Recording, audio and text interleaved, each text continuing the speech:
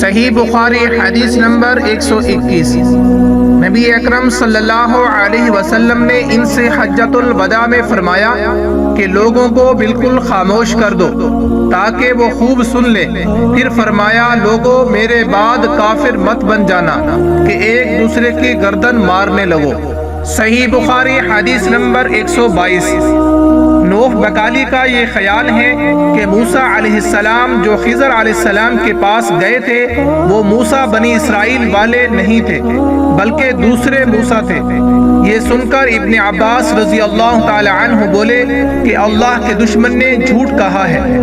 ہم سے ابی ابن کعب رضی اللہ تعالی عنہ نے رسول اللہ صلی اللہ علیہ وسلم سے نقل کیا کہ ایک روز موسیٰ علیہ السلام نے کھڑے ہو کر بنی اسرائیل میں خطبہ دیا تو آپ سے پوچھا گیا کہ لوگوں میں سب سے زیادہ صاحب علم کون ہے؟ انہوں نے فرمایا کہ میں ہوں۔ اس وجہ سے اللہ کا غصہ ان پر ہوا کہ انہوں نے علم کو اللہ کے حوالے کیوں نہ کر دیا۔ تب اللہ نے ان کی طرف وحی بھیجی کہ میرے بندوں میں سے ایک بندہ دریاؤں کے سنگم پر ہے جہاں فارس اور روم کے سمندر ملتے ہیں، وہ تجھ سے زیادہ عالم ہے۔ موسیٰ علیہ السلام نے کہا اے پروردگار میری ان سے ملاقات کیسے ہو؟ حکم ہوا کہ ایک مچھلی زنبیل میں رکھ لو، پھر جہاں تم اس مچھلی کو گم کر دو گے تو وہ بندہ تمہیں وہیں ملے گا۔ تب موسیٰ علیہ السلام چلے اور ساتھ اپنے خادم یوشع بن نون کو لے لیا اور انہوں نے زنبیل میں مچھلی رکھ لی۔ جب ایک پتھر کے پاس پہنچے دونوں اپنے سر اس پر رکھ کر سو گئے اور مچھلی زنبیل سے نکل کر دریا میں اپنی راہ بناتی چلی گئی۔ اور یہ بات موسیٰ علیہ السلام اور ان کے ساتھی کے لیے بے حد تعجب کی تھی۔ پھر دونوں باقی رات اور دن میں جتنا وقت باقی تھا چلتے رہے۔ جب صبح ہوئی موسیٰ علیہ السلام نے خادم سے کہا ہمارا ناشتہ لاؤ، اس سفر میں ہم نے کافی تکلیف اٹھائی ہے۔ اور موسیٰ علیہ السلام بالکل نہیں تھکے تھے، مگر جب اس جگہ سے آگے نکل گئے جہاں تک انہیں جانے کا حکم ملا تھا تب ان کے خادم نے کہا کیا آپ نے دیکھا تھا کہ جب ہم صخرہ کے پاس ٹھہرے تھے تو میں مچھلی کا ذکر بھول گیا؟ بقول بعض صخرہ کے نیچے آب حیات تھا، وہ اس مچھلی پر پڑا اور وہ زندہ ہو کر بقدرت الہی دریا میں چل دی۔ یہ سن کر موسیٰ علیہ السلام بولے کہ یہ وہی جگہ ہے جس کی ہمیں تلاش تھی، تو وہ پچھلے پاؤں واپس ہو گئے۔ جب پتھر تک پہنچے تو دیکھا کہ ایک شخص کپڑا اوڑے ہوئے موجود ہے۔ موسیٰ علیہ السلام نے انہیں سلام کیا۔ خضر علیہ السلام نے کہا کہ تمہاری سرزمین میں سلام کہاں؟ پھر موسیٰ علیہ السلام نے کہا کہ میں موسیٰ علیہ السلام ہوں۔ خضر بولے کہ بنی اسرائیل کے موسیٰ؟ انہوں نے جواب دیا کہ ہاں۔ پھر کہا کیا میں آپ کے ساتھ چل سکتا ہوں تاکہ آپ مجھے ہدایت کی وہ باتیں بتلائیں جو اللہ نے خاص آپ ہی کو سکھلائی ہیں؟ خضر علیہ السلام بولے کہ تم میرے ساتھ صبر نہیں کر سکو گے۔ اے موسیٰ مجھے اللہ نے ایسا علم دیا ہے جسے تم نہیں جانتے، اور تم کو جو علم دیا ہے اسے میں جانتا ہوں۔ اس پر موسیٰ نے کہا کہ اللہ نے چاہا تو آپ مجھے صابر پاؤ گے اور میں کسی بات میں آپ کی نافرمانی نہیں کروں گا۔ پھر دونوں دریا کے کنارے کنارے پیدل چلے۔ ان کے پاس کوئی کشتی نہ تھی کہ ایک کشتی ان کے سامنے سے گزری تو کشتی والوں سے انہوں نے کہا کہ ہمیں بٹھا لو۔ خضر علیہ السلام کو انہوں نے پہچان لیا اور بغیر کرایہ کے سوار کر لیا۔ اتنے میں ایک چڑیا آئی اور کشتی کے کنارے پر بیٹھ گئی۔ پھر سمندر میں اس نے ایک یا دو چونچیں ماری۔ اسے دیکھ کر خضر علیہ السلام بولے کہ اے موسیٰ میرے اور تمہارے علم نے اللہ کے علم میں اتنا ہی کم کیا ہوگا جتنا اس چڑیا نے سمندر کے پانی سے۔ پھر خضر علیہ السلام نے کشتی کے تختوں میں سے ایک تختہ نکال ڈالا۔ موسیٰ علیہ السلام نے کہا کہ ان لوگوں نے تو ہمیں کرایہ لیے بغیر مفت میں سوار کیا اور آپ نے ان کی کشتی کی لکڑی اکھاڑ ڈالی تاکہ یہ ڈوب جائیں۔ خضر علیہ السلام بولے کہ کیا میں نے نہیں کہا تھا کہ تم میرے ساتھ صبر نہیں کر سکو گے؟ اس پر موسیٰ علیہ السلام نے جواب دیا کہ بھول پر میری گرفت نہ کرو۔ موسیٰ علیہ السلام نے بھول کر یہ پہلا اعتراض کیا تھا۔ پھر دونوں چلے۔ کشتی سے اتر کر ایک لڑکا بچوں کے ساتھ کھیل رہا تھا۔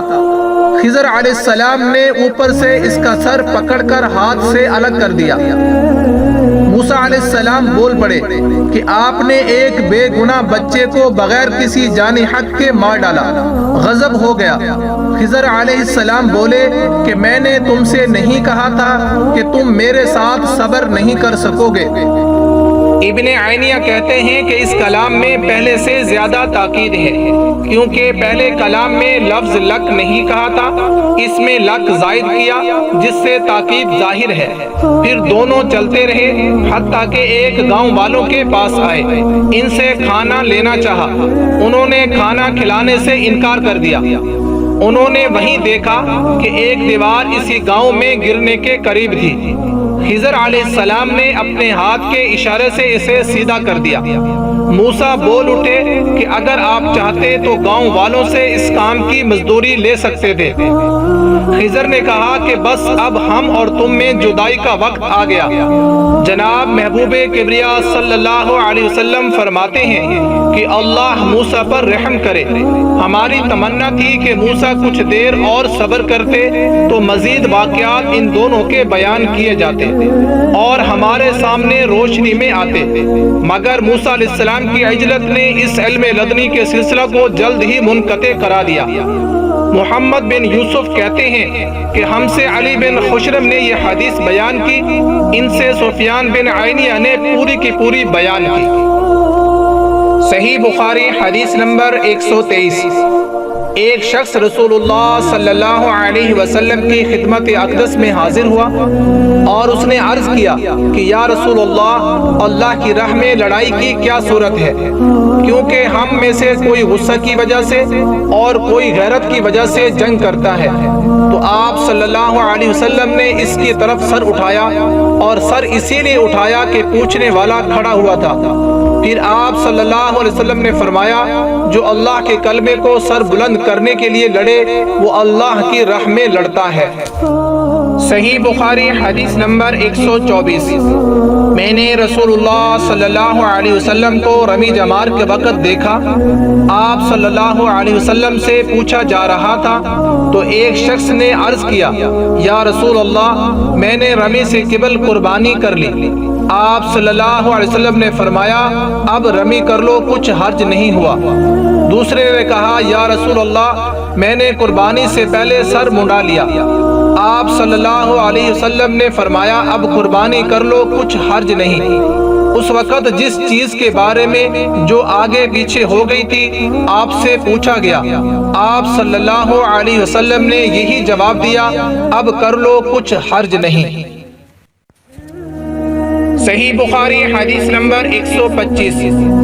ایک مرتبہ میں رسول اللہ صلی اللہ علیہ وسلم کے ساتھ مدینہ کے کھنڈرات میں چل رہا تھا اور آپ صلی اللہ علیہ وسلم کھجور کی چھڑی پر سہارا دے کر چل رہے تھے تو کچھ یہودیوں کا ادھر سے گزر ہوا۔